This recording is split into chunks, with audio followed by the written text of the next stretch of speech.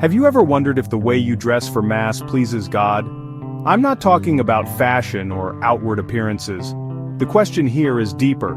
Does the clothing we wear for the most sacred moment of our week, Holy Mass, reveal the respect we have for this encounter? Think about it. When we're invited to an important event, a wedding, a graduation, a special occasion, we get ready. We carefully choose what we're going to wear because we understand how important that moment is. But when the commitment is with Christ, present at the altar, do we have the same care?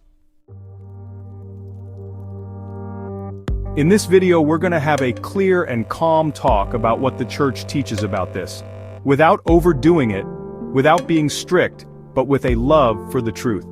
If you want to live your faith more deeply, like this video, subscribe to the channel and watch until the end. Why does how we dress for Mass deserve our attention? Because our faith isn't just expressed through words. It also shows in our actions, our behavior, and yes, in how we present ourselves before God. Mass isn't just any meeting, it's the center of Christian life. There, heaven meets earth. We stand before the sacrifice of Christ, the real presence of Jesus in the Eucharist. And when we truly believe this, everything about us should reflect that reverence, including how we dress. This doesn't mean God only accepts those who are well-dressed. The Lord looks at the heart, but it's precisely because we love God with all our heart that our outward appearance should also express this love. Our body speaks.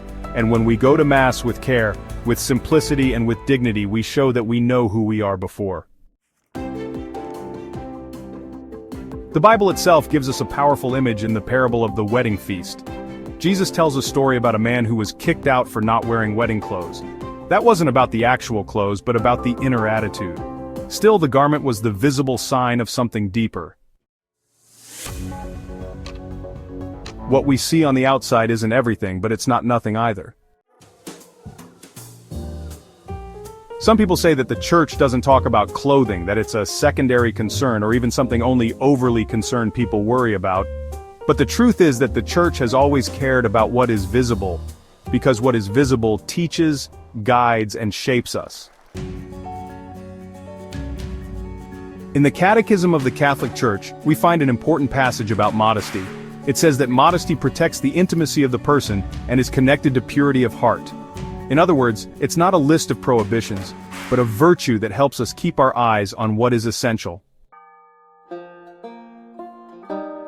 Also, there are guidelines in church documents about proper behavior in church.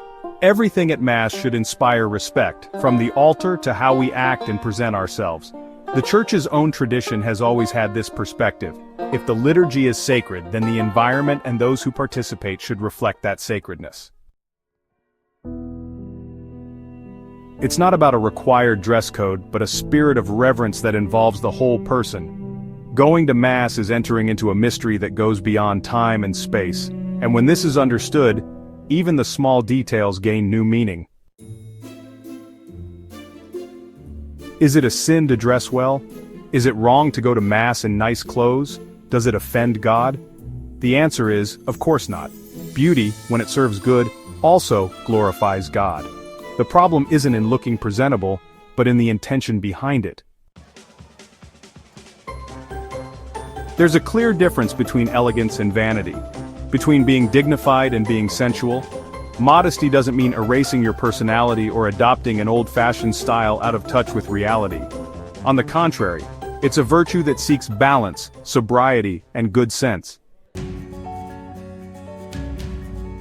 Thomas Aquinas taught us that modesty is part of temperance, that virtue that helps us not to go overboard with anything.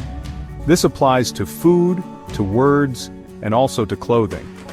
Dressing modestly doesn't hide beauty, but directs our gaze to what is deeper.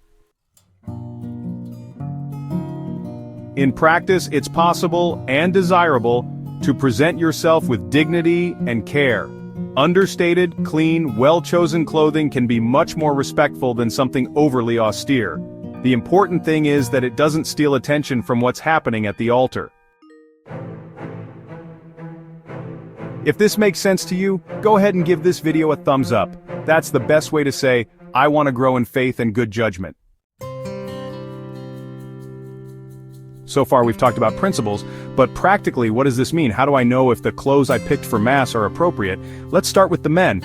Really casual clothes like shorts, tank tops, flip-flops, baseball caps.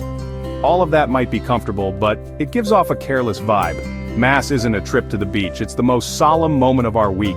It's worth picking something that shows respect, even if it's simple. And for women, we need to be even more mindful, because a woman's body naturally draws more attention. This isn't a problem in itself, but at Mass, anything distracting can get in the way of prayer. Clothes that are too tight, too short, see-through, or have low necklines aren't a good fit for this setting. It's not about judging anyone, it's just about being thoughtful and respectful. Here's a simple tip. If you'd wear that outfit to a party, the gym, or just lounging around at home, it's probably not the best choice for Mass. And of course, everyone's situation is different. The important thing is to ask yourself honestly, does this outfit help me focus on Jesus, or is it a distraction? And now I want to hear from you. What have you seen at your church that made you feel uncomfortable or unsure about this? Comment down below. But without mentioning any names, okay? Let's be respectful. And if you're enjoying the video, take a moment and click the like button. It really helps the channel. Maybe you're thinking, but what about those who don't have suitable clothes? What about those who only have what they're wearing and go with what they have? The answer is simple and clear. God never rejects anyone because of their clothes. The church is a home for everyone, and what truly matters is a willing heart. The problem isn't simple clothes, but a lack of care when you could choose better.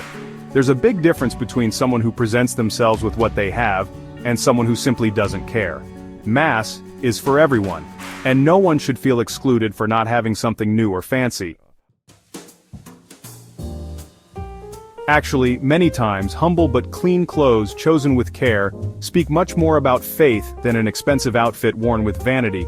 The most important thing is the intention, preparing for the sacred as if you're going to meet someone you deeply love. If this part of the video spoke to you, share it with someone who sometimes feels unsure about going to Mass. It might be just the nudge they need to come back to God's house. Not many people realize it, but the way we dress for Mass can be a real testimony. Without saying a word, our care for what is sacred can touch other people, especially the younger ones who are watching everything all the time. Kids learn a lot more from what they see than from what they're told. When they see their parents, their teachers, the altar servers, the ministers, everyone presenting themselves respectfully, it shapes their sense of what's holy. In the same way, when everything is treated casually, that idea gets lost. Modesty isn't just about protecting your own dignity, but also about protecting others. It preserves the atmosphere of Mass as a place of reflection, prayer, and encounter with God. And in this sense, each of us can contribute, with our gaze, with silence, and, yes, with the way we dress. In the end, the question is simple. If you believe that Jesus is truly present in the Eucharist, how do you choose to present yourself before Him?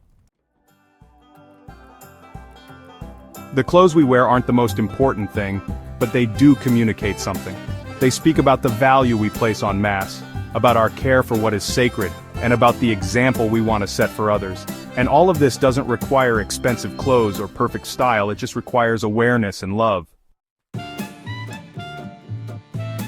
It's not about making new rules, but about getting back something that little by little has been lost: reverence. When our body, our gaze, and our silent presence point to God, something changes, in us and around us. So, here's a challenge. At the next Mass, pause for a moment before leaving home. Look in the mirror and ask yourself, does what I'm wearing reflect the faith I profess? If this got you thinking, give this video a thumbs up, and tell us in the comments below.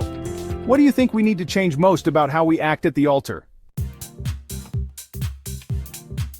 And if you want to keep growing in your faith with content like this, subscribe to the channel now. Every day there's a new video for those seeking to live their faith with depth, lightheartedness, and truth.